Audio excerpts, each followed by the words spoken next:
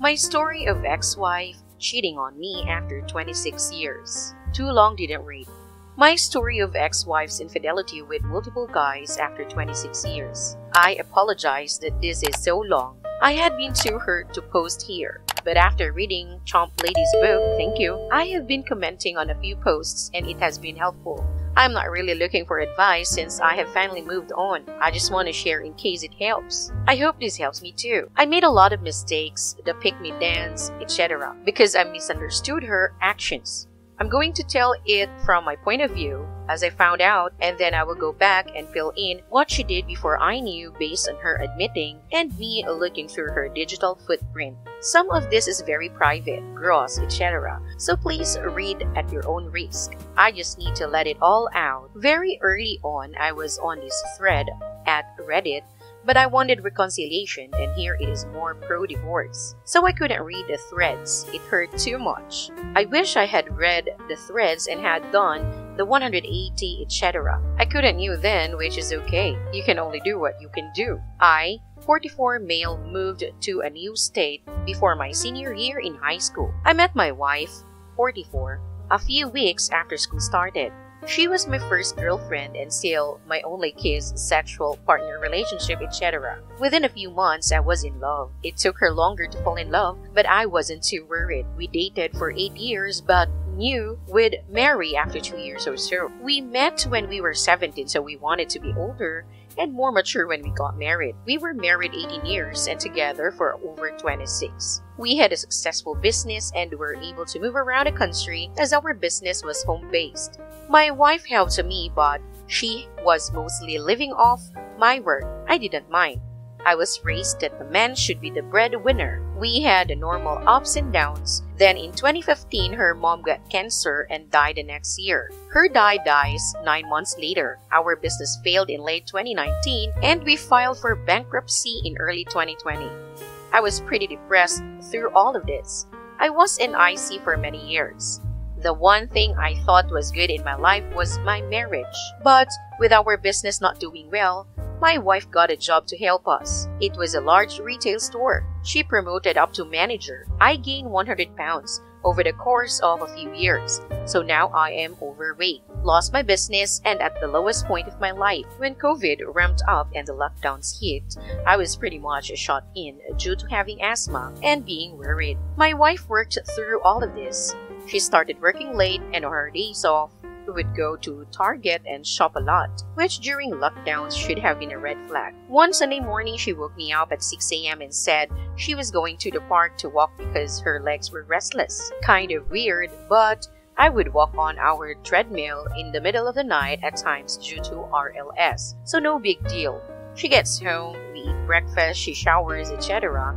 Then as I am in the office on my computer, she walks in naked, turns around showing me her full body, and then goes to the bedroom. I follow as we had a very active sex life. She wants me to please her orally, but I notice a weird smell, sex basically, so I don't proceed. I leave the room thinking it was from her walking in the park. At this point, her cheating on me is so far from my thinking I wasn't alarmed. But something is stirring in my head. The next day, I look at her browsing history, and she was on the Facebook page of 2 guys that I know don't work at her store. I get concerned as she doesn't have male friends that aren't co-workers.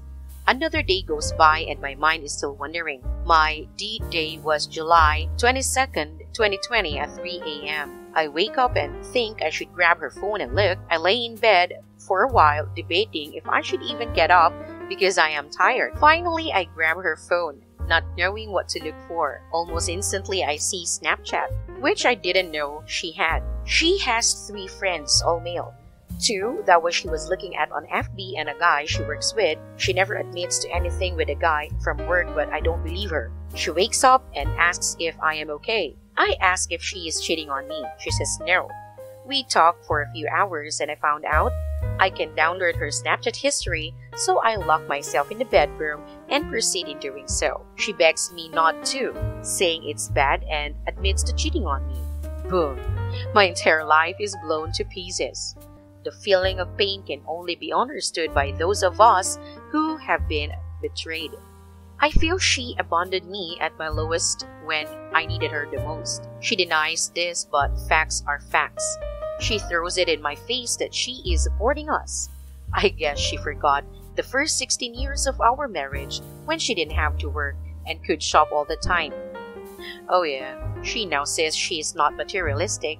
Again, that's news to me as she loves to shop. You know how they say they cheat down? Well, these guys are both broke losers. One even borrowed money for my wife, more on that later. And the other lives in a crappy trailer owned by a relative because his credit is so poor he can't rent on his own and has gotten over 10 DUIs.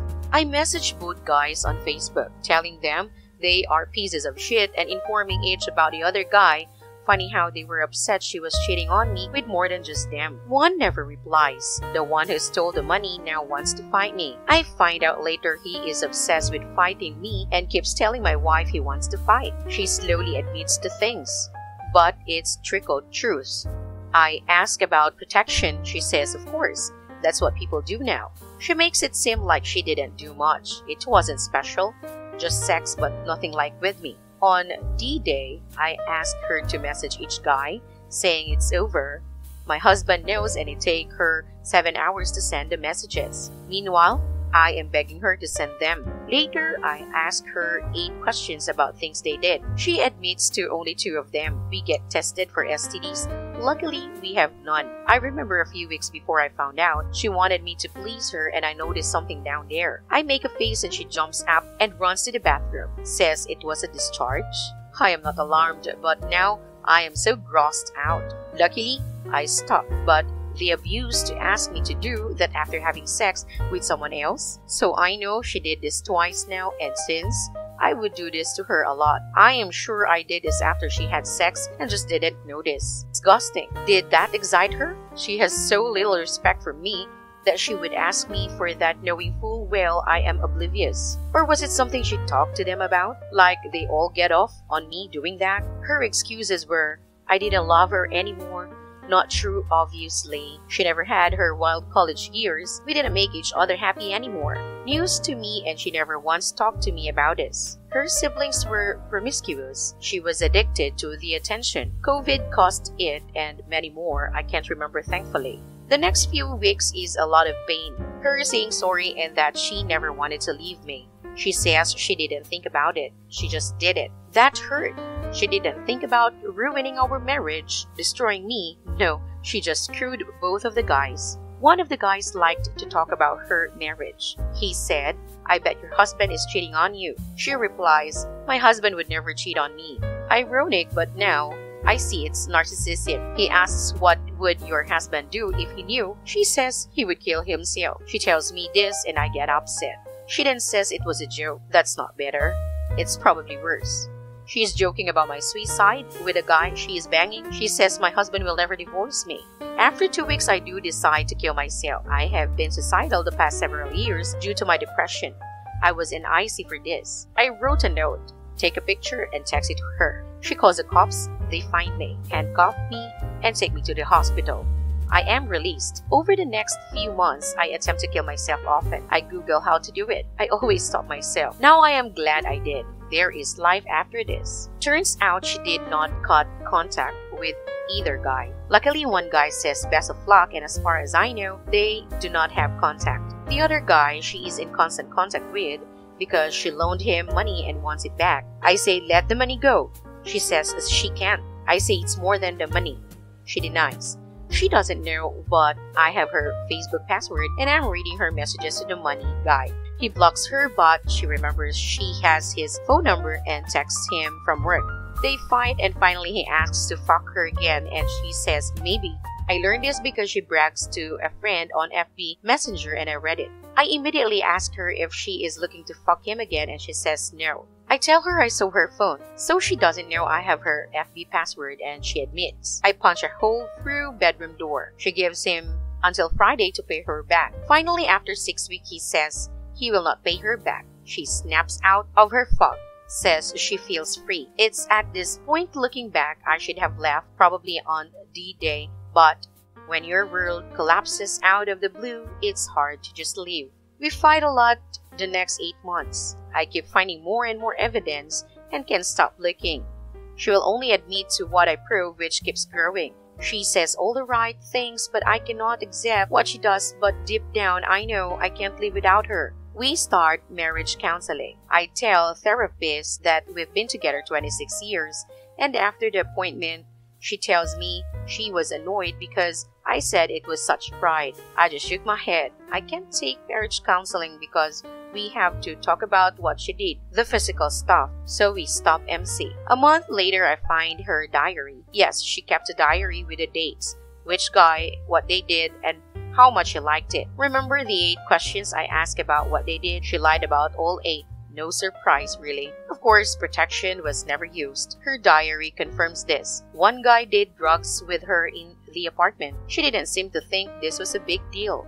She was drinking at night after I went to bed, even though neither of us drank. She loved to document where each guy used to come on her. One post said one of the guys was bigger than she was used to and that his dick satisfied her completely. He would make her orgasm and then let her settle down and then start again. That broke me. 26 years and that's all she cares about? When I flipped out over all of this, she of course said I was more upset about that and not about helping her through this. I found out she took a pregnancy test and she says it's because she knew she was not pregnant and just wanted to confirm. This was about 2 weeks before I found out. We were never able to have children, so the pregnancy test hurt me deeply. I'm still upset about that, to be honest. Turns out 2 weeks after I was in the hospital for my suicide attempt, she writes how she wants to fuck the guy who stole the money so badly. Just one more time. She can't stop thinking about him. But to me, she is saying sorry. It's over. She loves me.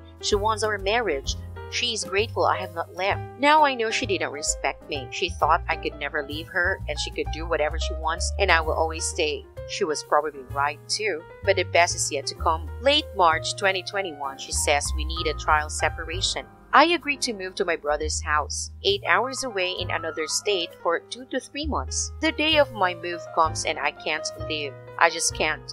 I unpack the truck. She absolutely flips out on me, mad that I am not leaving. I'm talking smashing potted plants into the ground, breaking anything in her path, pictures, vases. She just destroyed our living room. Somehow she pins me on the ground, is sitting on my chest, pounding her fists into me. It was sort of funny to be honest, but it also hurt. Eventually, I just get her off of me. I would say now I can see that she was upset. I was staying and I was going to interfere with her plans to cheat again, but at this point I still think she has stopped cheating and wants to be with me. She comes down and says she's going to visit her sister for a few hours. I actually drove by a AP2's apartment because I had a feeling she might be there, but I don't see her car. The next day, Sunday, everything seems to be okay. She says at least to visit your brother for a few days and says maybe it's all we need. I agree. The day before I leave, she initiates sex but stops suddenly. She has a look on her face that alerts me. I don't really think much though. The next day I am in the shower getting ready to leave and it hits me. She cheated again and that's why she didn't want to have sex the day before because I would notice. I confront her but she says no.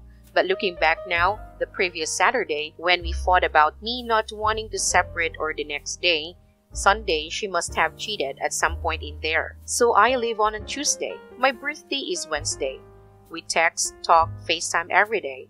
She says she misses me, loves me, wants me to be her husband. I go out for pizza with a childhood friend for my birthday. I am to call her when I leave, but she texts and says she's going to work out, walk the dogs, so I can call a little later. So I called later. I am driving home to my brother's house. We talk and I say how my friend talked to me and I'd rather work on our marriage as I don't want anyone else. She asks if I am ready to put it all behind me. I say yes. I come home Saturday and for some reason check her email. She deleted the email in her inbox, trash, and all mail, but I checked the important folder. On my birthday at 7:37 p.m., she turns off her Find My iPhone and has sex with the guy who stole the money. This is when she texted that she has things to do and can I call later. I now have my second D-Day.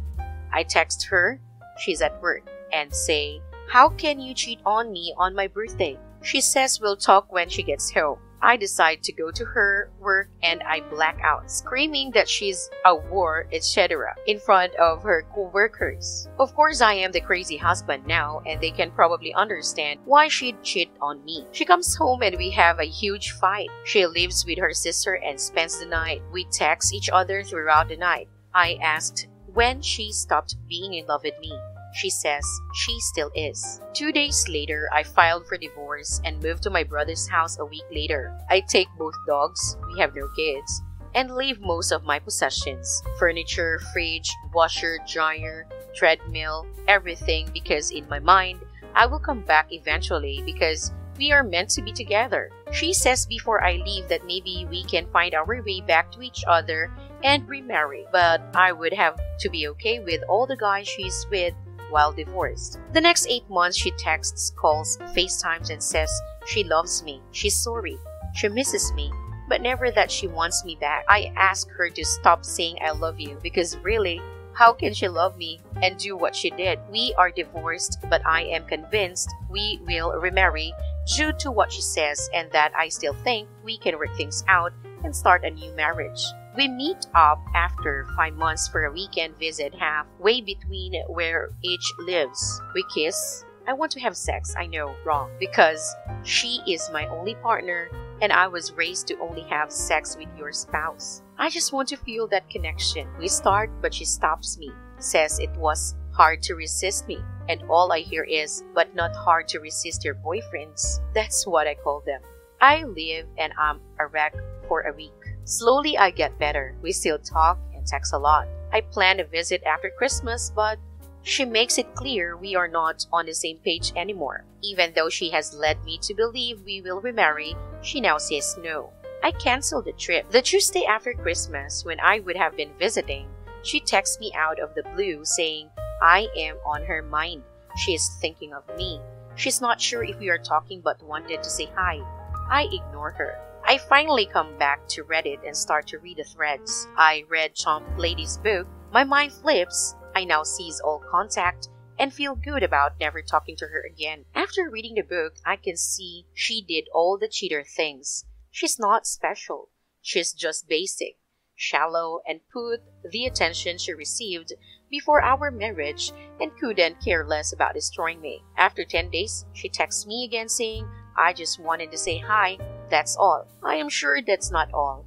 Then a week later, she texts to ask how am I doing. Most recently, she called me 2 days ago, but I ignore. I know I should block her, but can't yet. But I haven't contacted her in 36 days now. I guess she has maxed out her credit cards and is having trouble financially. I am now working a job I like and I have started another business. I am at a square one, but feel I am on the road to happiness, even if I never meet anyone else. I wish I had left right away. I couldn't. We can't change the past. So whatever stage you are in, it's okay. You will figure it out as you go. You can find peace in divorce. I'm so much better off not having to worry every day and constantly check her phone, computer, etc. in order to catch her. She can do what she wants now. She can't have me. It may not matter to her. That's okay.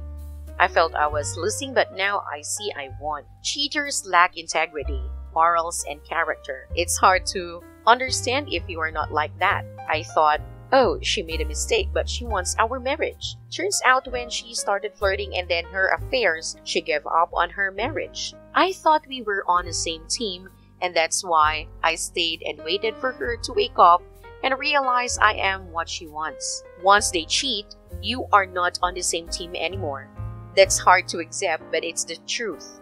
I wonder if she ever cheated before in our 26 years together. We worked from home for a long time, so she was with me a lot, and I don't know how she would have met someone. I guess that will remain a mystery, and I don't really care anymore. The thing I learned is watch their actions, not what they say. She love-bombed me, and I was dumb enough to believe it all, the while she was still doing things behind my back. She thinks I held on for so long because she is something special, but the truth is I am loyal, too loyal obviously, and it's more my loyalty that made me hold on and not that she's special. She's not. She's trash. I probably left out about half of the details as I am slowly forgetting them, thankfully. The hardest part was coming to terms with the fact that the most important person in your life the past 26 years was in fact somebody you didn't even know. Edit. Several people have commented on how she was wanting me to go down on her after having sex with other people more than once. The best I could figure out is that she had said in high school she was never sought after by boys. Forget for a second that I met her in high school, and I think she liked that apparently men wanted her so badly now. Like she got off on the fact that I would want to be with her after she had just been with someone else. But of course, I had no idea. So she must have warped it in her mind that she was something quite special. Just my theory anyway. I know it doesn't matter anymore. Edit number 2 on February 10, 2022. I thought I'd mention since there have been a few comments. Almost immediately after D-Day, I started working out again. For the first 20 plus years of our relationship, I worked out almost daily, but when my depression started and being on antidepressants, I stopped working out. So of the 100 pounds I gained, I have now lost over 80 pounds. And I'm in great shape. I even have abs now since I found out my ex-wife liked those. I know I should do it for me, and now I am. But the fire burning in me for a while was she left me at my mental and physical lowest point, so I am going to show her. I mentioned we met 5 months post-divorce for a weekend visit, and my goal was to be in great shape by then, and I was. But now I am doing this for me. I don't even think about her much at the gym now. She did text me 2 days ago on our oldest dog's birthday. She said she knows she doesn't have the right to ask, but could I give our dog a kiss from her for her birthday? I kept no contact and ignored her. I do want to thank everyone for their support. The comments mean the world to me, and I wish I would have came here on D-Day.